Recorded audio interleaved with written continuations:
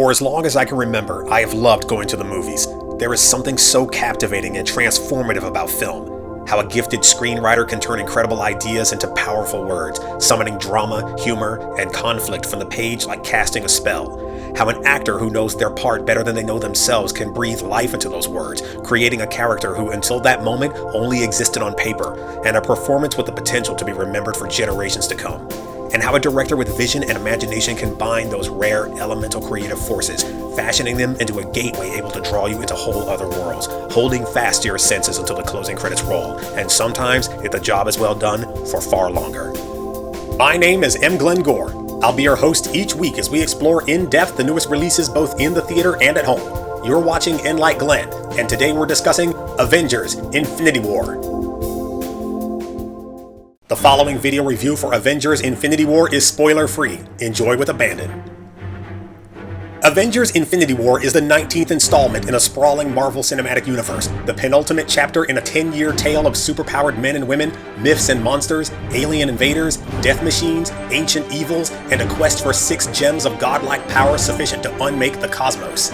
It's been a long road fraught with thrills and perils alike, but how did we get here? Let me show you. This is Tony Stark. He's a billionaire and a genius and kind of a jerk. Why? Because he sells weapons. What kind of weapons? The insane kind. And that's cool for a while, but as it turns out, being held prisoner in a cave in the middle of Afghanistan gives a man time to reflect and to build a badass suit of armor. And another, and another. You know what that means? Time for a character arc. This guy digs it. Damn. This guy doesn't. What's he do? You guessed it, but it doesn't save him, does it? Nope, not even a little. He goes down and the new and improved Tony Stark fires the MCU starting pistol when he declares to the world, I am Iron Man. Righteous? You bet it was. Is there more? You bet there is. We're just getting started. See this guy? Bruce Banner. Don't get too attached to him though. Her either. What's his deal? He turns into this guy. Yeah? Cool. What's his deal? That's basically it. For now. Hey, look who's back! It's good to be back! Look who's not. Look who's new. Hell yeah, upgrade. This one's a mess though. Too many cooks, none of them good. But it's not all bad. Check her out. No, not her. Her. Whoa, nice. Does she get a movie? No, she doesn't, and that's bullshit. Hey, what's this thing? It belongs to this guy. This is Thor, son of Odin. I am Thor, son of Odin. Told you. He's got a brother named Loki. Loki's a troublemaker, but that's okay because we love him. This one's out there. Gods, magic. Like what? This dude, some kind of robot thing. And hey look, there's Hawkeye. Close enough. But let's go back further, shall we? How far? Far. Okay, not that far. How about 1942? That'll work. This is Steve Rogers. This is Steve Rogers on Super Soldier Serum. I know, right? What does Steve Rogers do? He fights Hydra. Who's Hydra? Their Hydra. They follow a dude with a red skull. I can never remember his name though. Hey, what's he holding there? That's an Infinity Stone. A what? I'll tell you later. Steve and this guy throw down. He saves the world, then he takes a nap and wakes up just in time for an alien invasion. Yikes, really? Quick, call somebody. Who would invade Earth? This guy. Or at least he would if he could be bothered. But he can't. Who can though? But he's got his work cut out for him this time because...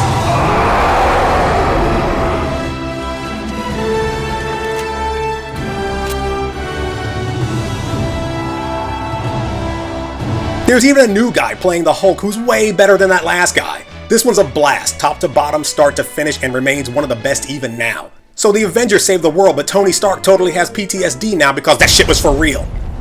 Who directed this one? That guy. So what's it like? Lethal Weapon with superheroes, but that's a good thing. This one's solid, it's sharp, it's funny, and it features a crazy head fake with the main villain that made me go... Hey, how about that? Thor got a sequel. Awesome, right? Not really. It kinda sucks, but it's got good parts. No, yes, no, yes, no, yes. And what's all that red stuff? It's the second Infinity Stone. Still don't know what that is? Doesn't matter. Why? Because...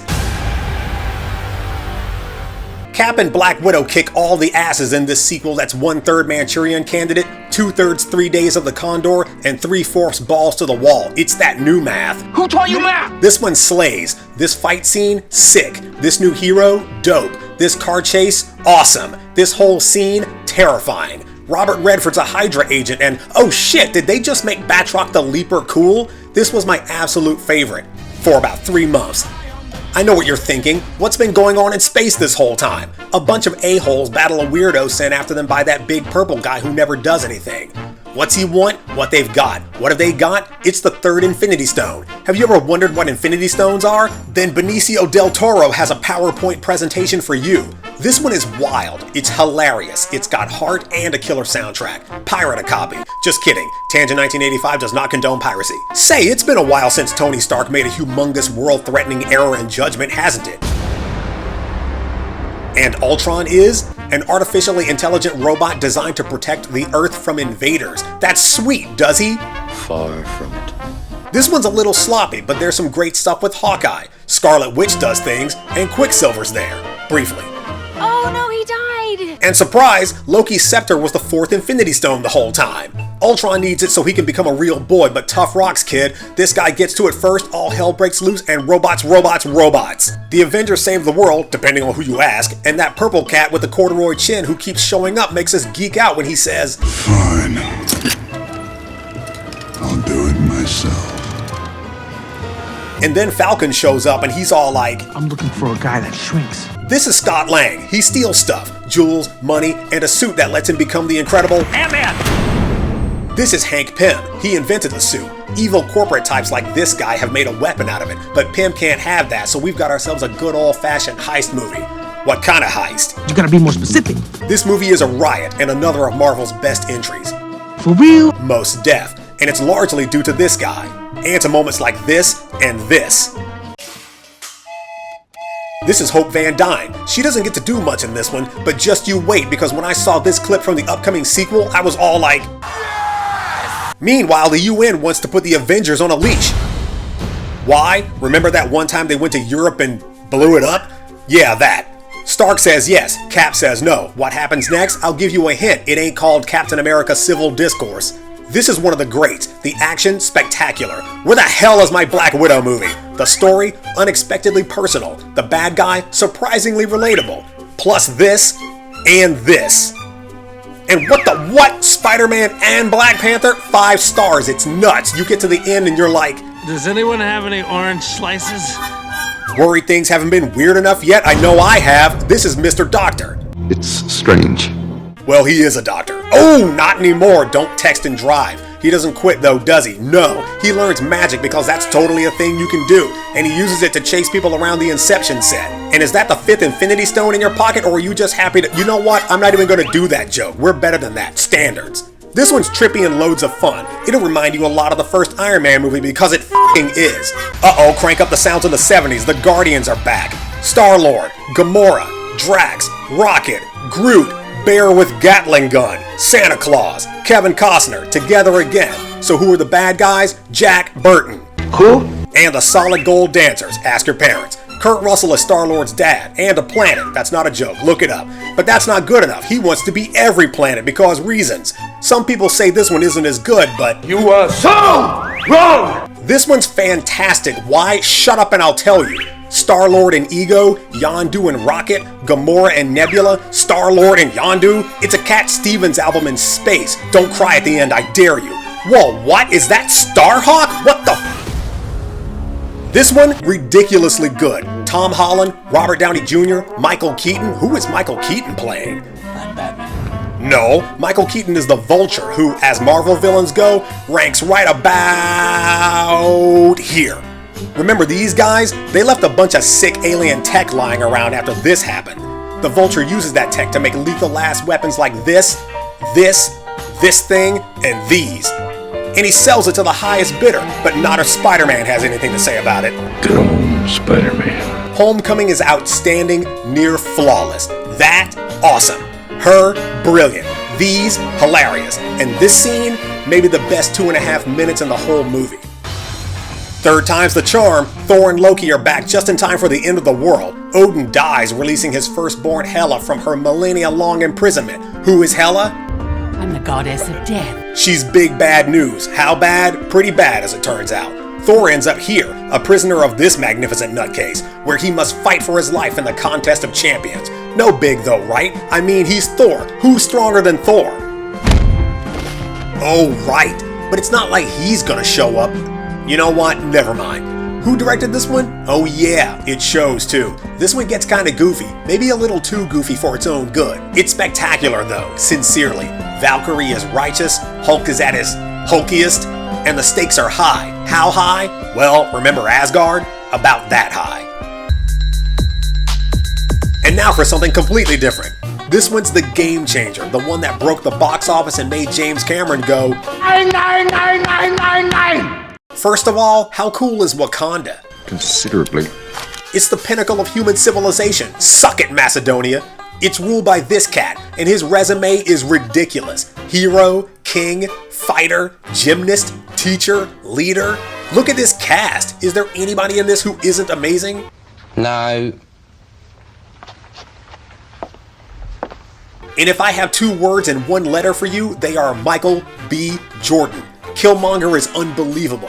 Why? He's angry Wakanda has turned its back on the world, and you should be too, so he comes up with a plan. I'ma burn it all! Okay, plan may be too strong of a word. This one is legit though, and in a way none of Marvel's previous films have been. Intelligent, timely, personal, powerful, inspirational, revolutionary, and the perfect note to end on going into Infinity War. So we've made it. We've arrived. Avengers Infinity War is here. What did we think? Was it worth investing 10 years of our lives in? Absolutely. It is bar none the greatest movie ever made. Perfect in every conceivable way. I give it 6 out of 6 Infinity Stones. That's it for today's episode. As always, thank you for joining me. If you enjoyed the show, please like, share, and I'm just kidding, that would have been awful of us. Avengers Infinity War is the first of 2 chapters in the culmination of a cinematic undertaking the likes of which the world has never seen and may truly never live to see again. That we are here at all to bear witness to this moment is its own kind of miracle. He's really laying it on thick, isn't he? Directed by the brothers Russo, who've proven themselves more than adept at wrangling a wildly colorful assortment of characters in their valiant attempts at navigating a perilous and uncertain world, Infinity War picks up literally where Thor Ragnarok left off and wastes no time in ruthlessly establishing Thanos as the single greatest threat the many heroes of Marvel have ever faced. Heralded by an efficient and subservient cabal of superpowered acolytes, the Mad Titan has traveled a long road paved in blood and carnage to arrive at this point, and all evidence thus far serves only to assert that he is equal to the arduous task ahead. That task? Wiping out half the known universe in a coldly removed yet oddly sensible bid to return the cosmos to a state of balanced harmony. Obviously, the myriad stalwart hearts we've come to love and root for over the course of the past decade have a thing or two to say about that, and pull out all the proverbial stops to keep his unfathomable wrath at bay, to varying degrees of success. Hey, maybe you haven't been keeping up on current events, but we just got our asses kicked, pal! This is without a doubt my favorite aspect of Infinity War. If you happen to catch our recent review of Ready Player One, one of the complaints we leveled at the film was its utterly non-threatening antagonist, the ineffectual Nolan Sorrento played by Ben Mendelsohn. At no point in the overlong affair did I ever fear he might actually pull it off, ever get the better of his young adversaries. Believe me when I tell you that is not the case here, and it is such a welcome upset to the status quo. You live in absolute terror of Thanos and the lieutenants of his elite Black Order for close to the entirety of the film, which I found thoroughly satisfying. Conversely, for a movie that bore the none too small burden of having to usher well over 20 known heroes, each with their own rabid fan bases out onto the battlefield, giving each enough to say and do to not only warrant their inclusion, but give us cause to cheer again and again, Infinity War only kinda mostly succeeds. Well, to be perfectly frank, it's bad. No, it's not bad, not by a long shot. Some characters regrettably get more airplay than others, with a larger number than I would have preferred primarily showing up just to fight. But whenever I start to get upset about it, I remind myself that if they'd granted every character the amount of screen time they deserve, the film's already daunting length would have bloated to Gone with the Wind level proportions. This kind of endeavor is just too demanding. You can almost see the seams starting to tear from the sheer size of it all. It isn't hard to imagine that in even 5 more minutes, the entire event might buckle under its own tremendous heft, and that the Russo brothers knew where to draw that line is commendable. There are character arcs to be certain, the greatest of which being reserved surprisingly for Thanos himself and those most closely touched by his lifelong all-consuming crusade. But not everybody can have one. To have that, this would need to be Infinity War the series, seasons 1 and 2. So to all the people complaining about how characters don't have introductions or stories, I would first argue that yes they do, and you've now had years to watch the vast majority of them. And second, what you're presently griping about has literally never been done in the history of film, so Why don't you just calm down? I would probably also point out that if you've never read a major multi-title comic book crossover event, this is almost exactly what they're like, for better or worse. Your mileage will always vary depending on how invested in these characters you already were. Infinity War also goes to great lengths to split the characters into teams, giving each a number of exciting missions and objectives to accomplish in every environment, from the fields of Wakanda to the heart of a dying star. And careful consideration has clearly been taken to pairing the characters with the ones most dynamically opposed to each other, which both ensures and delivers some damn enjoyable interactions. You said a bad language word. Marvel admittedly struggled with finding their villains' voices early on, having only recently reached a point where they were making more than they missed. Kurt Russell's solid turn as Ego the Living Planet, Michael Keaton's venomous Vulture, and Michael B. Jordan's irreplaceable Eric Killmonger being among their greatest successes. So it pleases me to report that Thanos easily joins the pantheon of prime Marvel heavies. More than a mere tyrant bent on world domination or wanton destruction, it isn't long before he makes an argument for his so-called solution that leaves you at the very least contemplative. And when you're finally shown what he must sacrifice to gain said solution, his crisis comes front and center with devastating effect. In a sea of familiar faces all vying for our attention, Thanos near effortlessly emerges as the standout attraction, and the film's strongest draw. They're failing, sure. With something of this scope and scale, it's bound to happen, yet I find our complaints aren't the ones that have most commonly been directed at the film. No, I don't think the movie has a tone problem. Some have said that for as dire as the situation is, everyone continues to crack jokes as though there were nothing more at stake here than merely catching a bicycle thief. But once again, I refer you to the source material. This is a movie based on comic books written for young adults, and playful banter in the face of danger has been at the heart of action-adventure comics for far longer than anyone watching this has been alive. The pace is breakneck, and that's not hyperbole. The film opens at a sprint, and honestly doesn't slow down until there's nothing left to do but throw away your trash and go home. That said, there is a very limited story structure at work here that does the film something of a disservice. Infinity War is a mechanism with numerous moving parts, all interlocking to propel the narrative forward. And in that regard, it becomes a series of scenes about little more than going here to find this thing, or traveling there to meet that guy. I'm afraid I just blew myself. Everything has to occur in an order so specific it comes across less as a story and more like a checklist, nearly to the point where you can visualize the index cards arranged on the bulletin board in the writer's room. My biggest complaint by and large is how every romantic relationship in the film suffers. This is the closest I'm going to come to spoilers in this critique, the only time I'm going to say names, so... You have been warned. First, we saw the seeds of Vision and Scarlet Witch's attraction bud in the events of Captain America Civil War, yet Infinity War bypasses their emotional growth, plunging us into an intimate relationship that is already months in progress. The same treatment is given to Star-Lord and Gamora. The previous two Guardians of the Galaxy films have slowly but deliberately moved the characters toward each other, with the expectation that they would end up together by the close of Volume 3, yet the two are shown to be more in love than they were when we last saw them. If it turns out that Guardians of the Galaxy Volume 3 takes place before Infinity War, that's a possible explanation, but it's also a gimmick with the potential to lessen the drama already earned here. Perhaps the most disappointing instance of this is when Black Widow and Bruce Banner are finally reunited. These are two characters that haven't seen one another in 3 years by this point. Banner feared himself so completely and felt for Natasha so strongly he was willing to exile himself to keep her safe, and Infinity War doesn't give us a single private scene between them. Worse than an oversight, it was a missed opportunity, a legitimate chance to give the movie some much-needed breathing room. Without any doubt, the loudest complaint Infinity War has suffered regards its ending. I'm not spoiling anything when I say a handful of characters we've known for quite some time don't make it out of this alive. The trailers made that much certain. But the more jaded response to these deaths has been, it's a movie about magic rocks, they'll just use them to bring everybody back. The most joyless of these has easily been, you know blank isn't going to stay dead, they want that sweet sequel money. Lots of money. Play.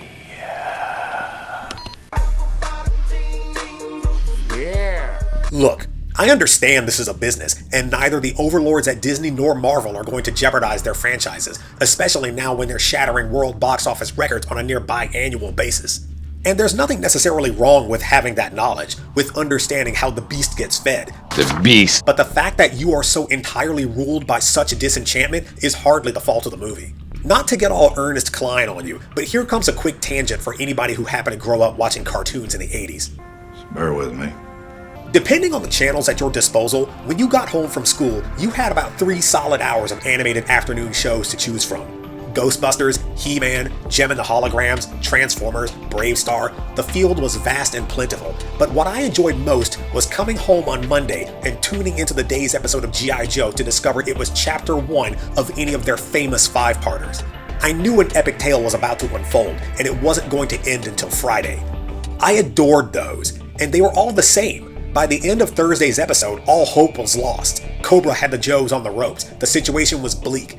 That's why I love Infinity War. Even as a kid, I knew the Joes were gonna rally on Friday and save the world in time for me to eat dinner. But at no point did that ever keep me from enjoying the ride. To the people angry over who's got a sequel in the works, or how nothing can possibly be at stake when you have access to a gem that literally controls time, I just have one question. Were you ever 10 years old? Have you ever just let go long enough to appreciate something special when it's right in front of your eyes? Okay, 2 questions. Everything doesn't have to be Game of Thrones. Infinity War has a fair amount of flaws, yeah, but I assure you your cynicism isn't one of them. It is the most ambitious test yet in Marvel's grand ongoing experiment, an immensely thrilling and enjoyable reward for our continued belief in the work they're doing. Plus, there's a part 2 in like a year, so... Relax. I'm giving Avengers Infinity War 4 out of 5 stars. That's it for today's episode. As always, thank you for joining me. If you enjoyed the show, please like, share, and subscribe, and follow me on Twitter for more updates. Until next time, you were just in like Glenn.